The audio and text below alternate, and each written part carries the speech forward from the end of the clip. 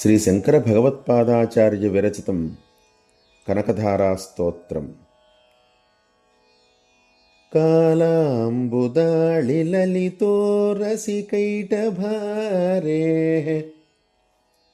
ధారాధరే స్ఫురతి yeah తటిదంగనేవ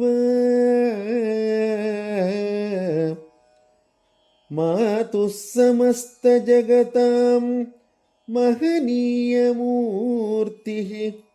भद्राणि मे दिशतु भार्गवनन्दनाय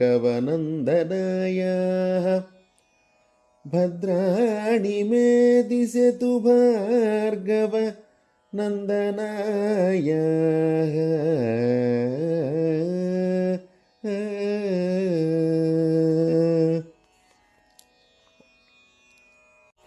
శ్రీ శంకరాచార్యుల వారు రచించినటువంటి కనకధారా స్తోత్రం అనే ఈ స్తోత్రకావ్యంలో ఇప్పుడు 6వ శ్లోకం వివరించబడుతోంది.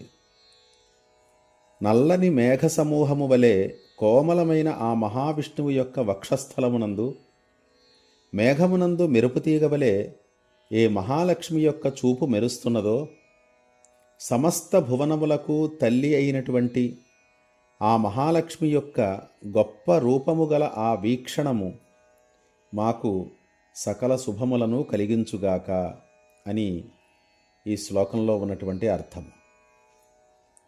అమ్మవారి యొక్క చూపుకి ఒక అద్భుతమైనటువంటి రూపం ఉంది అని ఈ శ్లోకంలో వివరిస్తున్నారు.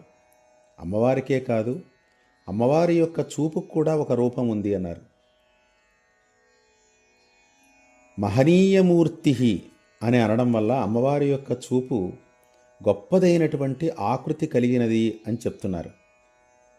ఆ ఆకృతి ఎలాంటి ఆకృతి అనంటే, కాళాంబుదాళి లలితోరసి కైటభారేహే, కాళాంబుదాళి లలితోరసి కైటభారేహే.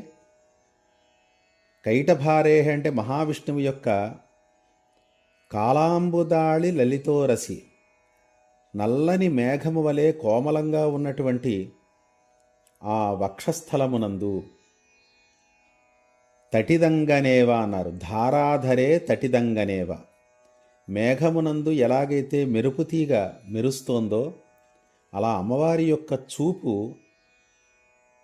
మేఘంలాగా ఉన్నటువంటి ఆ మహావిష్ణువు యొక్క వక్షస్థలమునందు మెరుపులాగా అమ్మవారి యొక్క చూపు మెరుస్తోందిట. అమ్మవారికే కాదు, అమ్మవారి యొక్క చూపుకు కూడా అద్భుతమైన రూపం ఉంది అని చెప్పడం ఎంత గొప్ప కవి చమత్కారం.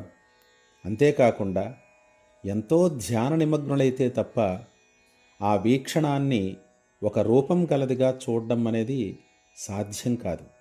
అందువల్ల అది మహర్షులకి మాత్రమే సాధ్యమయ్యే విషయం కనుక అమ్మవారి యొక్క చూపుని ఒక ఆకృతితో కూడినదిగా వర్ణిస్తున్నారు.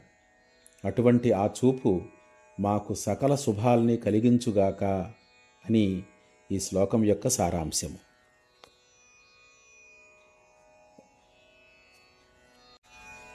ప్రాప్తం పదం ప్రథమతః ఖలు యత్ప్రభావాత్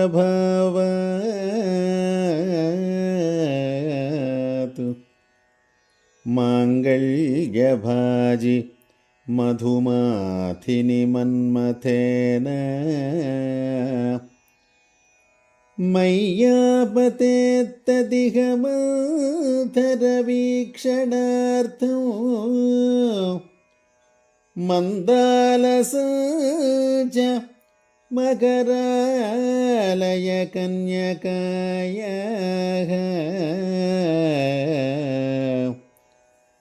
మందాలస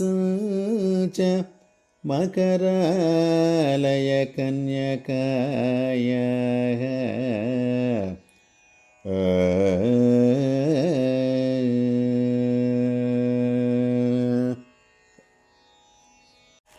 శ్రీ శంకర భగవత్పాదాచార్యుల వారు రచించినటువంటి కనకధారా స్తోత్రం అనే ఈ స్తోత్రకావ్యంలో ఇప్పుడు 7వ శ్లోకం వివరించబడుతోంది.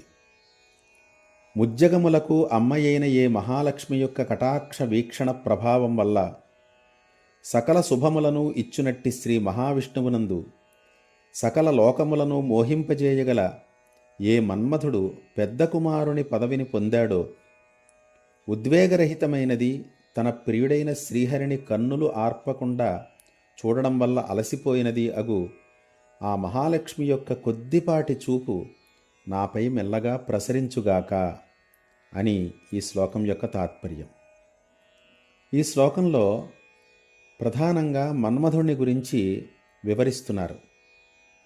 యత్ ప్రభావాత్, ఏ అమ్మవారి యొక్క చూపు ప్రభావం వల్ల, అమ్మవారి యొక్క చూపు వల్ల.